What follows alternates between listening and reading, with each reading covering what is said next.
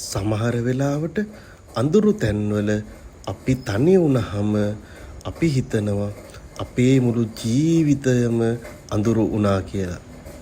ඇත්තටම අපේ ජීවිතවල අඳුරු කාලවල අපි තනි වෙන්නේ හේතුවක් ඇතුව. හරියට බීජයක් වගේ. ඒ අඳුරු පොළවේ පැලවෙලා මහා ගහක් වෙන්න ඕන පරිසරය අපිට හැදෙන්න ඕන නිසායි ඒ.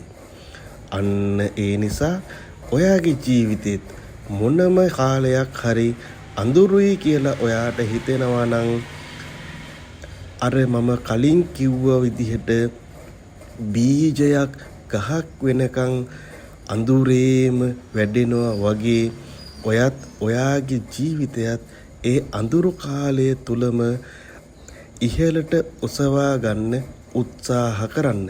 ඒක තමයි අපි කරන්න ඕන දේ.